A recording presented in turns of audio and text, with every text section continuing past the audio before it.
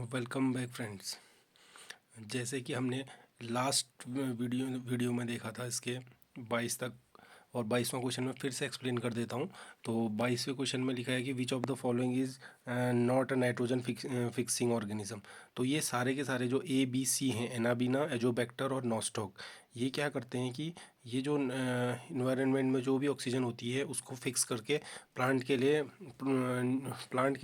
Nitrogen को, क्योंकि direct plant nitrogen air से नहीं ले सकते हैं, इसलिए क्या कर इसमें हमारा जो ये बैक्टीरिया हैं, ये उसको क्या करते हैं, उसको उस नाइट्रोजन को नाइट्रेट के फॉर्म में कन्वर्ट कर देते हैं। जबकि जो सूडोमोनास है, ये सूडो का मतलब होता है झूठा होता है, ये क्या करता है, ये उसी को रिवर्स कर देता है। रिवर्स करके ये क्या करता है, नाइट्रेट जो होगा उसको नाइट्रोजन में कन्वर्ट करता है। ये प्लांट्स के लिए हार्मफुल है। और हम अब अगला देखते हैं 23। The process of coating of inner side of the can to prevent discolouration of the product is called. ये कह रहा है कि उत्पाद की मलिनक्रियता को रोकने के लिए डिब्बों के आंतरिक भाग की कोटिंग की प्रक्रिया कहलाती है। जो हमारी कोटिंग है, जो हमारे कैंस होते हैं, उसको अगर हम कोट ना करें तो रस्ट लगने का खतरा होता है, और वो जो डब्बा है वो हमारे प्रोडक्ट के साथ भी रिएक्ट कर सकता है। जो चीज़ हम डालेंगे उसके अंदर, उसके साथ रिएक्ट कर सकता है। तो हम क्या करेंगे, उसमें एक गोल्डन कलर की, लगभग गोल्डन कलर की एक लाख होती है, उसको लगा लेते हैं। मतलब पॉलिश की तरह होता है, उसको लगा देते हैं। लैक्रिंग बोलते हैं या लाख लगाना बोलते हैं उसको। लैक्रिंग दो तरीके की होती है। इस उसमें एक तो होती है, एक एक लैकरिंग करते हैं हम, तो उससे क्या हो जाता है कि वो एसिड रेजिस्टेंट होती है। एआर लैकरिंग, एआर बोलते हैं उसको, रेजिस्टेंट। और दूसरा होता है सल्फ़र रेजिस्टेंट। सल्फ़र रेजिस्टेंट भी होती है। सल्फ़र रेजिस्टेंट में क्या होता है कि हम जो भी हमारी कम वाली होती हैं, जिसमें हमारा कम एसिडिक जो फ्रूट, जैसे जैसे स्ट्रॉबेरी, जिसमें कम एसिडिटी है, उसको पैक किया जाता है। और हाई एसिडिटी वाले इसमें किए जाते हैं एआर में। ये भी लेकरिंग का थोड़ा सा ये अंतर रहता है, उसमें अलग अलग तरीके के दो टाइप के कैन बन जाते हैं। एआर आगे क्वेश्चन भी है, उसमें मैं और अच्छे से एक्सप्लेन करूँगा। अगला है controlled atmospheric storage is the example of. Controlled atmospheric storage जो होती है, तो ये दोनों, इसमें क्या आंसर ऑप्शंस क्या क्या हैं, lowest cost storage, high cost storage, modified atmospheric storage, none of the above. यह कम लागत वाले भंडारण का, अधिक लागत वाले भंडारण का, संशोधित वायुमंडलीय भंडारण का, या उपरोक्त में से कोई नहीं। ये पूछ रहा है कि वायुमंडलीय भंडारण नियंत्रण उदाहरण है। तो इसको बोलते हैं, जो CAS है, मतलब कंट्रोल्ड एटमॉस्फेरिक स्टोरेज है, ये किसका एग्जाम्पल है। यहाँ पे दो चीज़ पता होनी चाहिए हमको। एक तो कंट्रोल्ड एटमॉस्फेरिक स्टोरेज पता होना चाहिए, दूसरा हमें पता होना चाहिए कि मॉडिफाइड एटमॉस्फेरिक स्टोरेज। तो कंट्रोल्ड जो एटमॉस्फेरिक स्टोरेज होती है, इसमें हम क्या करते हैं, जैसे हमने कोई गैस है, जैसे मान लीजिए हमने कोई चिप्स का पैकेट बनाया है, उसके अंदर हमने नाइट्रोजन गैस डालनी है, तो वो ईजी नहीं है। उसके लिए हमें स्क्रबर, एक मशीन लगानी पड़ती है जिससे हम चेंज कर सकें। वो वातावरण चेंज करने के लिए उसमें नया चीज़ डालना है। और दूसरा, जैसे मॉडिफाइड एटमॉस्फेरिक स्टोरेज है, जो ऑप्शन नंबर सी है, इसका मतलब ये होता है कि हम क्या करते हैं कि उसको मॉडिफाई कर देते हैं। उसके जैसे हमने, मान लीजिए काजू, कैशू नट का एक काजू का पैकेट है, तो आजकल आपने देखा होगा ड्राई फ्रूट्स जब आते हैं तो उसके अंदर एक पाउच सी बनी रहती है। वो क्या करता है, मॉइस्चर को एब्जॉर्ब करता है। और ये उसको लिखा होता है कि इसको खाएं ना करके। और जैसे लेदर शूज़ में भी आता है कि बॉक्सेस में भी वो पाउच आते हैं, उस पाउचेज आते हैं, वो नमी को एब्जॉर्ब कर लेते हैं। तो उससे क्या हो जाता है, मॉडिफाई करते हैं, और ये सस्ता पड़ता है। मॉडिफाइड एटमॉस्फेरिक स्टोरेज जो होती है वो सस्ती होती है, मतलब इसको लो कॉस्ट स्टोरेज बोलेंगे। और हाई कॉस्ट मतलब बड़ी मशीन लगानी है, तो कंट्रोल एटमॉस्फेरिक प्रेशर से जब नियंत्रण करेंगे, एटमॉस्फेरिक स्टोरेज में जब हम करेंगे, तो ज़्यादा लागत लगेगी, ज़्यादा पैसा लगेगा। तो लगता है मुझे कि अब आपको समझ में आ गया होगा। कोई डाउट हो तो फिर से उसमें डाल दें, ग्रुप में, नहीं, इसमें कमेंट्स में लिख दें। और जैसे कि आप लोग देख रहे हैं कि जो ये टॉपिक्स हैं, इनको अच्छे से समझाने के लिए इसकी बैकग्राउंड स्टडी भी करनी पड़ती है। और मैं देख रहा हूँ कि पूरे लाइक्स आ नहीं रहे हैं अभी भी। और मैं अभी ये क्वेश्चंस तो पूरे करा रहा हूँ, लेकिन आगे को जो सिलेबस कराना होगा हर एक टॉपिक का, तो वो मैं जब तक 20-20 सारे वीडियोस में लाइक्स नहीं होंगे तब तक नहीं कराऊंगा। तो आज ये चलते हैं आगे 25वें क्वेश्चन में। Which of the following concentration of sugar acts as preservative. 25%, 35%, 66%, 45%। इसमें ये कह रहा है कि निम्न में से कितनी शर्करा की मात्रा संरक्षण का काम करती है। तो ये सिंपल सा क्वेश्चन है, 66 के पे करती है, क्योंकि 65 पे हमारा जो जेली बनती है, जो गोवा जेली या जेली जो बनना शुरू होती है 65 पे बनती है। 65 से ऊपर 66 एंड अबव कह रहा है तो होता है। 45 में ख़राब होने का चांस होता है, क्योंकि जो स्क्वैश बनता है उसमें हमें KMH डालना पड़ता है। बिना KMH के सिर्फ और सिर्फ शुगर से 65 से ऊपर 66 एंड अबव होगा। अब हम 26 करते हैं। In puffed cans common bacteria found in Acetobacter, Lactobacillus, Bacillus subtilis, Clostridium botulinum. फूले हुए सीलाबंद डब्बों में सामान्यतः बैक्टीरिया पाया जाता है। Acetobacter, Lactobacillus, Bacillus subtilis, Clostridium botulinum. तो जो फूले हुए पफ्ड का मतलब होता है फूले हुए डब्बे जो होते हैं, सील कैन प्रोडक्ट, इनमें ज़्यादातर खतरा होता है कोलेस्ट्रिडम बोटुलिनम का, जो कि बहुत ही खतरनाक वो बैक्टीरिया है। इससे इंसान की डेथ तक हो सकती है। अब 27 देखते हैं। When the percentage of acetic acid in vinegar is 5%, then the grain strength of vinegar is. जब सिरके में एसिटिक एसिड की मात्रा 5% हो तो उस सिरके की कण शक्ति होगी। ग्रेन स्ट्रेंथ कैसे बताएंगे, और उसमें ऑप्शन है 50, 40, 60 एंड 30। जब 5% होता है विनेगर 4% से शुरू हो जाता है बनना। 4% एसिटिक एसिड को आप वाटर में डालेंगे तो वहाँ से शुरुआत होने लगती है। उसमें शुगर और सॉल्ट का कंसनट्रेशन भी करते हैं, लेकिन कम से कम 50 है तो इसका मतलब 5% है तो 50 ग्रेन स्ट्रेंथ हो गई।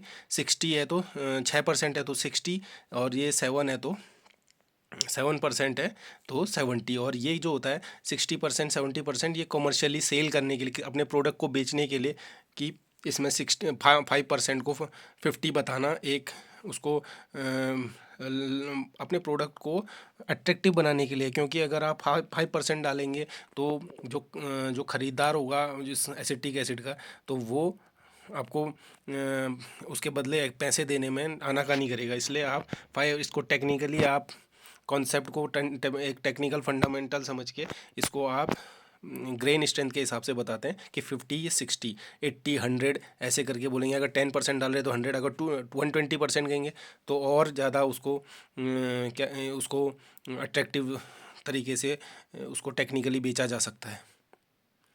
विच of the following do not require any medium for propagation. निम्न में से किसको प्रसार के लिए किसी भी माध्यम की आवश्यकता नहीं है। Conduction, convection, radiation, none of the above. मैंने सिलेबस डिस्कशन में ये टॉपिक भी डिस्कस किया हुआ है, और उस दिन मैंने बताया था कि जब रेडिएशन होता है, जो ऑप्शन सी है, रेडिएशन में हमें किसी भी प्रकार के किसी भी माध्यम की ज़रूरत नहीं होती। क्योंकि अगर हम स्टील रॉड को गर्म करते हैं तो कंडक्शन होता है, कन्वेक्शन में वाटर को गर्म करते हैं तो मॉलिक्यूल ऊपर से नीचे जाते हैं। लेकिन रेडिएशन ही ऐसा हुआ है जिसमें क्या होता है कि वो डायरेक्ट अर्थ सरफेस पे आती हैं, और पहले सरफेस गर्म होती है, फिर तब होता है। उसमें हमें कोई ज़रूरत नहीं रहती है किसी भी मीडियम की। और हमारा अगला है, at which temperature sealed fruit cans should be sterilised. बंद डिब्बों, सील किए हुए फलों के डिब्बों को किस तापक्रम पर खौलाया जाता है।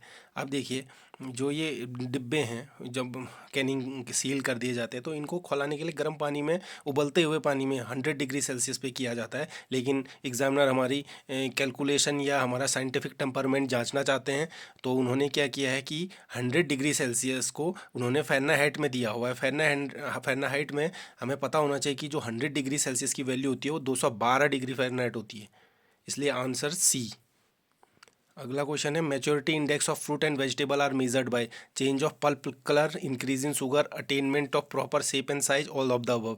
इसमें कह रहा है फल एवं सब्जियों की परिपक्वता सूचकांक को मापा जाता है। गूदा के रंग में परिवर्तन से, शर्करा की मात्रा बढ़ने से, पूर्ण रूप से आकार का बढ़ने से, उपयुक्त सभी। तो इसमें क्या है, उपयुक्त सभी। जब परिपक्वता सूचकांक, अगर हमने किसी भी फल को परिपक्व देखना है, पूरी तरह से देखना है, पूरे तरीके से पका हुआ, या उसको उसका इंडेक्स बनाया जाता है, तो उसमें काफ़ी सारे पॉइंट्स हम कंसिडर करेंगे। तो उसमें उसका जो पल्प है वो भी, उसके रंग में परिवर्तन, उसके शुगर कंटेंट में परिवर्तन, और पूरा आकार जो उसका फुल साइज है नहीं है, उन सभी चीज़ों का हम ध्यान रखेंगे। इसलिए उपरोक्त सभी इसका सही आंसर होगा। खाद्य संरक्षक अगला क्वेश्चन है 31, food preservatives help to increase. Food preservative help to increase shelf life of food, quality of food, weight of food, none of the above. खाद्य संरक्षक मदद करता है खाद्य सामग्री के भंडारण एवं उपयोग की अवधि बढ़ाने में, खाने की गुणवत्ता को बढ़ाने में, खाने के वजन को बढ़ाने में, उपयुक्त में से कोई नहीं। तो इसका आंसर, सही आंसर है सेल्फ लाइफ ऑफ फूड, क्योंकि ये क्या करेगा, उसको काफ़ी समय तक बचाए, भंडारण करने एवं उपयोगी बनाए, भंडारण के बाद भी काफ़ी समय तक भंडारण करेंगे और उसके बाद उसको यूज़ भी कर सकते हैं, इसलिए हम इसका यूज़ करेंगे। ऑप्शन ए करेक्ट है। अगला क्वेश्चन है 2Cl negative plus 2H2O gives off 2OH negative plus hydrogen plus chlorine. तो इसमें क्या है कि इसमें हमें पहचानना है कि ये कौन सी रिएक्शन है, डिस्टिलेशन है, इलेक्ट्रोलिसिस है और ऑक्सीडेशन रिडक्शन है, लिक्वेशन है। तो हम सबसे पहले ये देखेंगे, इस रिएक्शन में हम ये जांचेंगे कि ये अगर आपका लिक्वेशन होती तो इसमें लिक्विड बन रहा होता, ओ एच यहाँ एक्वस है, यहाँ जो गैस है हाइड्रोजन और क्लोरीन, प्रोडक्ट की साइड देखिएगा 2OH negative H2 plus Cl2 की साइड देखेंगे तो गैस में अगर लिक्वेशन करेंगे तो ये भी लिक्विड बन जाएंगी। तो एक्वस अगर तीनों 2H नेगेटिव के पीछे जैसे एक्वस लिखा है तो हाइड्रोजन के पीछे भी एक्वस लिखा होता या क्लोरीन के पीछे भी एक्वस लिखा होता, तो तब लिक्वेशन रिएक्शन होती। अब ये देखिए इलेक्ट्रोलिसिस होता तो यहाँ पे एरो पे जरूर इलेक्ट्रोलिसिस का साइन भी होता, और डिस्टिलेशन होता तो डिस्टिलेशन की जो प्रोसेस होती है, डिस्टिलेशन की प्रोसेस हमारा रिफाइनिंग में होती है, जैसे हम पेट्रोल और डीजल को करते हैं तो डिस्टिलेशन रिएक्शन होती है। और ये वाली रिएक्शन है ऑक्सीडेशन रिडक्शन। हमें कैसे पता लगा कि ऑक्सीडेशन रिडक्शन है, क्योंकि यहाँ पे हम देखेंगे जैसे जो हमने वाटर लिया है इस रिएक्शन में 2Cl नेगेटिव और 2H2O, तो यहाँ पे वाटर जो है वो प्रोडक्ट की साइड जाके इसमें से हाइड्रोजन रिमूव हुए हैं और 2OH नेगेटिव, देखिए 2 जो H2O है वो OH नेगेटिव में कन्वर्ट हुआ है और हाइड्रोजन बाहर निकली है, गैस निकली हुई है। तो इसमें क्या, हाइड्रोजन की कमी जब हो जाती है तो उसे बोलते हैं हम ऑक्सीडेशन। तो ऑक्सीडेशन, H2O का ऑक्सीडेशन हो रहा है। और जो Cl नेगेटिव है, Cl नेगेटिव के ऊपर माइनस लगा है तो -1 है। और गैस की साइड देखें आप प्रोडक्ट की साइड देखिए क्लोरीन, तो क्लोरीन जो है, क्लोरीन गैस है तो Cl2 के फॉर्म में है, तो उसके ऊपर पे देखिए कुछ नहीं है तो 0 है, तो ये एलिमेंटल स्टेट में है। तो यहाँ पे क्या हो रहा है, ये रिडक्शन हो रहा है, तो हम ये कहेंगे ऑक्सीडेशन रिडक्शन रिएक्शन है। अगला देखिए 33 value of 25 degree Celsius in kelvin scale. अब जो केल्विन स्केल होता है वो स्केल में क्या होता है कि उसमें होता है हमारा कि जैसे जो 25 डिग्री सेल्सियस होता है, 25 डिग्री जो उसमें क्या होता है, जैसे हमारा पानी जो गर्म होता है वो 0 डिग्री से 100 डिग्री सेल्सियस के बीच में, ये एक नीचे की रेंज 0 डिग्री होती है, ऊपर 100 डिग्री सेल्सियस होती है। और ये जो केल्विन होता है उसमें 273 नीचे की रीडिंग होती है, 0 को 273 बोलते हैं और ऊपर को 373 बोलते हैं 100 को। तो अगर हम 273 में 25 जोड़ देंगे तो 95 298 केल्विन हो जाएगा। ऑप्शन बी करेक्ट हो जाएगा। Which of the following preservative is use to preserve tomato ketchup. Tomato ketchup को संरक्षित रखने के लिए निम्नलिखित में से कौन सा संरक्षक प्रयोग में लाया जाता है। तो आंसर है इसका सोडियम बेंजोएट। सोडियम बेंजोएट हम यूज़ करते हैं क्योंकि इसमें खमीर और कवक, कोई भी किसी भी तरीके का कवक नहीं होना चाहिए, खमीर और जैसे बोलते हैं हम फंजाई मोल्ड कोई भी ना लगे, इसलिए हम सोडियम बेंजोएट यूज़ करते हैं। जो है हमारा साइट्रिक एसिड है, साइट्रिक एसिड तो हम जो होती हैं स्क्वायर्स इनमें इसमें डलता है, एसिटिक एसिड डलता है, लेकिन ज़्यादा हम सोडियम बेंजोएट से भी यूज़ करते हैं। इसका आंसर ऑप्शन बी है। आयोग द्वारा भी ऑप्शन बी दिया गया है। The red colour of jelly is due to. तो इसमें क्या दिया हुआ है, जेली का लाल रंग होता है, इसमें ऑप्शन है चीनी के जलने के कारण, पेक्टिन के कारण, कृत्रिम रंग के कारण या अम्ल के कारण। तो इसका सही आंसर है चीनी के जलने के कारण, चारिंग ऑफ शुगर बोलते हैं इसको। 36वां है high protein content present in which fruit. इसमें है high pectin content present in which fruit. सबसे ज़्यादा पैक्टिन की मात्रा किस फल में होता है। तो पैक्टिन सबसे ज़्यादा गवावा में होता है, इसीलिए हमने अपने सिलेबस में और जब पढ़ा था और प्रैक्टिकल भी किया था तो गवावा से हमने जेली बनाई थी और पैक्टिन का टेस्ट भी किया था। तो ऑप्शन है इसका डी 37 डाइसैकराइड्स ऑन हाइड्रोलिसिस गिव्स। डाइसैकराइड्स का जल अपघटन पर उत्पन्न करते हैं। अब देखिए डाई का मतलब होता है 2, तो फर्स्ट वाले ऑप्शन में 3 मॉलिक्यूल्स ऑफ ग्लूकोज, मतलब 3 अणु ग्लूकोज, भाई डाइसैकराइड है तो 3 कैसे बन जाएंगे, तो इसलिए हम 2 वाला ढूंढेंगे, 2 molecule of glucose plus 1 molecule, तो इसका मतलब क्या है कि डाइसैकेराइड है तो एक से दो बनेंगे ना, इसमें भी दो मॉलिक्यूल प्लस एक, इसमें भी तीन हो जा रहे हैं टोटल। तो हम क्या ढूंढेंगे इसमें, ये वाला 1 molecule of glucose 1 molecule of fructose. तो इसमें अलग अलग होते हैं डाइसैकेराइड में, 2 मॉलिक्यूल्स ऑफ फ्रक्टोज नहीं, एक ग्लूकोज और एक डाइसैकेराइड का जल अपघटन से, ऑप्शन सी।